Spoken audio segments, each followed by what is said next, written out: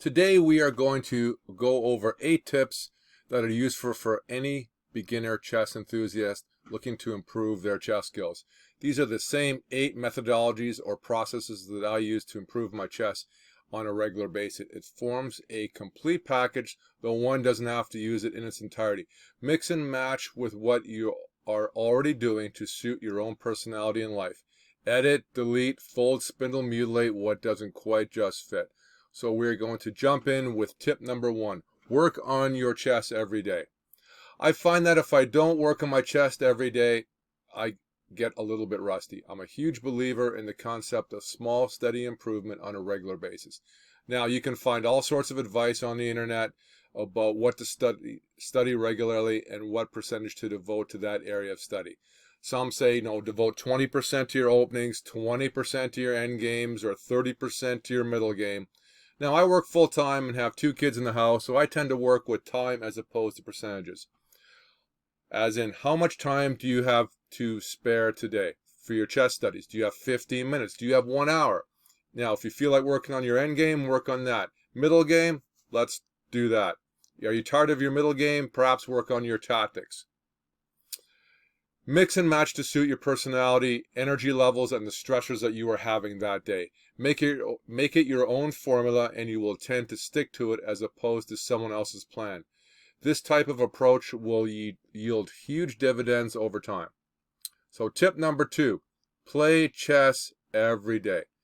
Now, that can either be against a bot or a human being, or whether that can be either over the board or increasingly more online. Playing chess every day is important because it tests your skills. You can try out different openings, different tactics, different variants on those tactics. Now, if you don't feel like going up against a human being, because that can be stressful, then go up against a bot. You can try going up against a bot that's higher rated for a greater challenge, or say you can go against a bot that is lower rated, so when you're trying out a new tactic or a new opening, or if you just feel like having an easier game. Now, an easier game doesn't mean that it is worth less. It has value in that it reinforces your patterns that you are already familiar with.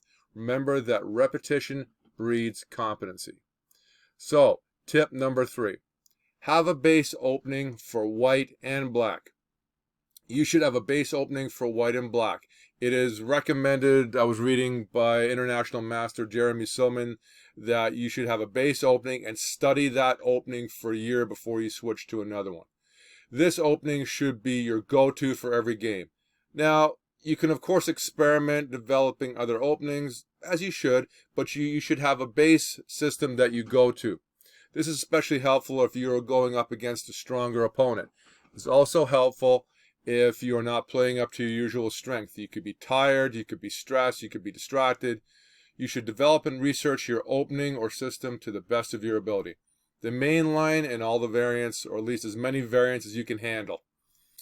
And then repeat the same process for black. For example, my go-to opening system for white is the London system, and for black it is the hippopotamus system.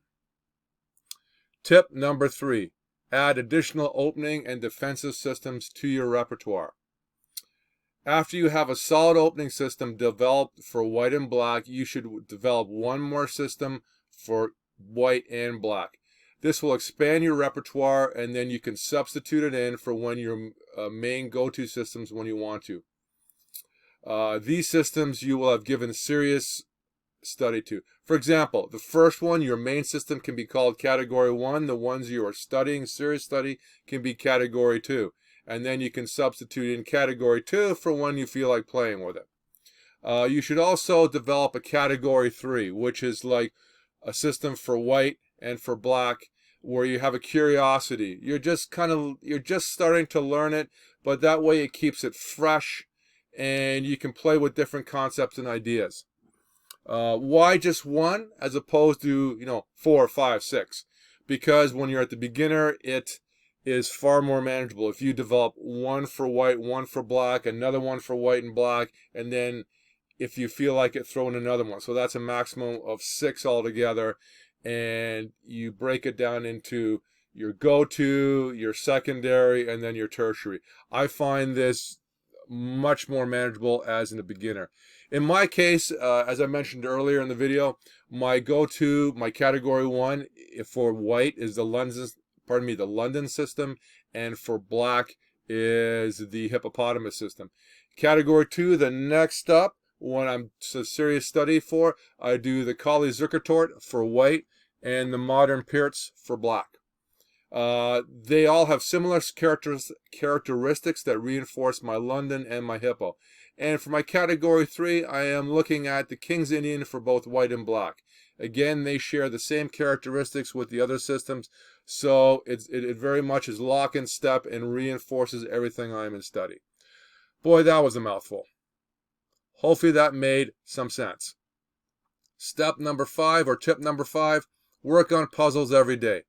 Now, when I first started to study chess seriously, I must admit that I shied away from puzzles. I am not naturally a puzzle guy. I don't do crosswords. It's been a long time since I even looked at a Sudoku. So I tended to stay away from puzzles. But after some reflection, well, this is just silly. So I rolled up my sleeves and I started with puzzles on chess.com.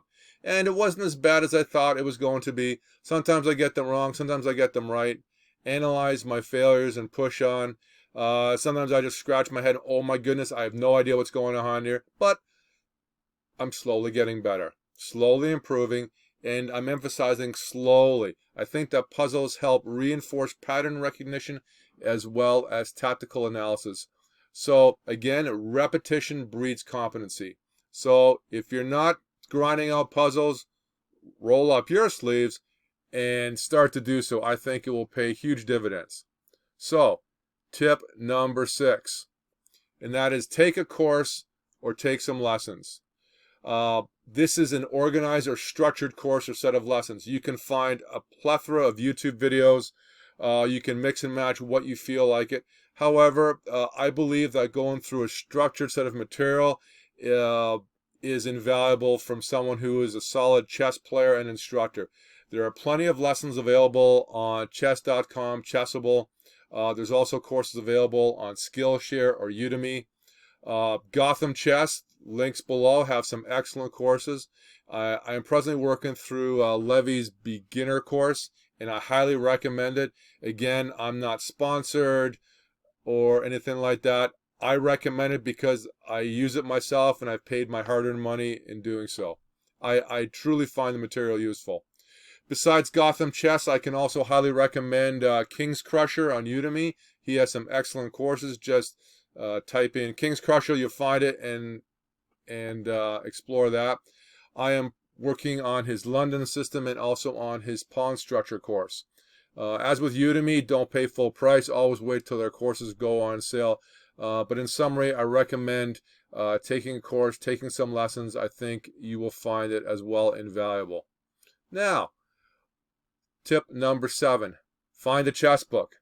Now, this can be a really touchy subject. I've been online searching, 5 top 10 books for beginners, 10 top books for beginners, and no one seems to agree on what those books are. The debate can be quite spirited, as in, no, don't do this, this is that, no, you need to do that. So, gotta ask yourself, do we even need chess books in the age of the internet with online classes, tutorials, apps, videos, chess engines, puzzles, etc.?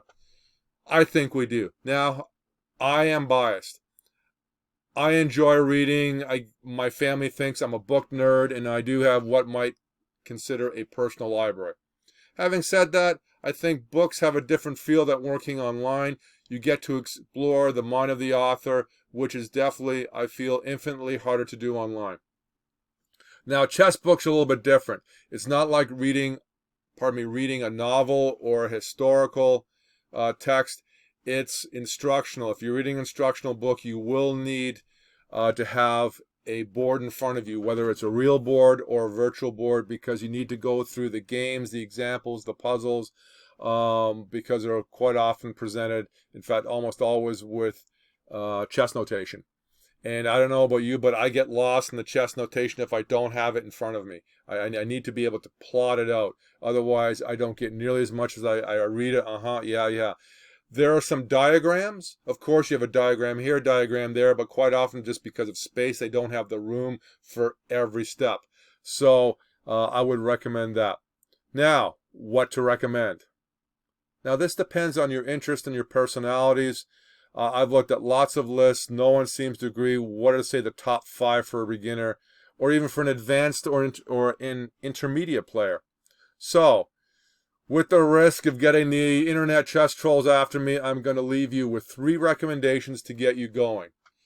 It is not exhaustive. I have all of these in my library. I haven't finished them, but I'm working my way through all of these. There are links below in the description of where you can find them. The first book is Logical Chess by Irving Chernev. His is an interesting book where he goes through 33 games and he goes through each move. Now, some books say they go through each move, but Irving goes literally through every single move of a game, and he goes through why it's important, pros and cons, to illustrate his lessons. I find it an excellent book. Next book, book number 2, is an opening book, Fundamental Chess Openings by Paul van der Stern. His book is ever so slightly different because though he does have chess notation explanation, he tends to explain more. Sort of you had a big brother or your dad over your shoulder who know anything about this, this is the kind of book. Highly recommended. Third book, a bit of a different departure, and it is The Life and Games of Mikhail Tal by Mikhail Tal. An attack master, world champion. It is by some pundits have said that this is the book, the best chess book ever written. So, why not? I've started reading it. I find it to be a really interesting book. I also enjoy chess history and going into the masters. So, highly recommend The Life and Games of Mikhail Tal by the master himself. Now, here's the last tip, tip number 8, and it's the last in my list, but perhaps my favorite, and that is find the chess hero. Find a chess hero that fits your personal playing style that you can emulate. I would recommend that you study this person thoroughly, their history, their playing style, their games, their tactics, as much as you can about them. Then, find another chess hero who is in the exact opposite style that you play and study them. Now, that sounds a little confusing. Let me explain. I tend to play a more positional style as opposed to a very tactical, aggressive style. So I also enjoy studying history, and I've gone back to look at the masters of what we might think of historical chess in that era. So one master that I find intriguing in positional play is Tigran Petrosian. So I study the Iron Tigran. His opposite style of playing style is Mikhail Tal, who is known for his fierce attacking style. So I also study Tal.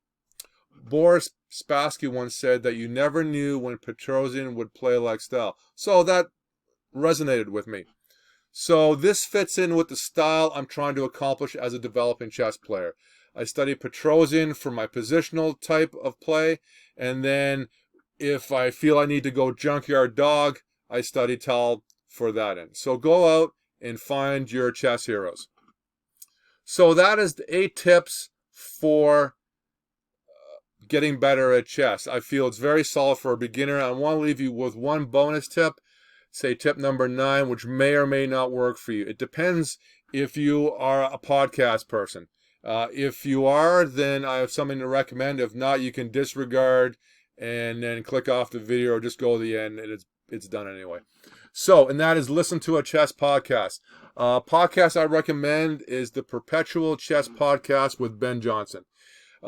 He interviews chess personalities as well as he has an adult improver series where he gets recommendations from other serious chess players about how they improve as an adult, and you get these kind of recommendations. I've listened to several of his podcasts. I really enjoy it. So if you're interested in that, go check it out. Again, the link is below. So there, again, you have my 8 best tips for beginner chess players. It's practical, it's doable, and I find them very useful. See you again soon.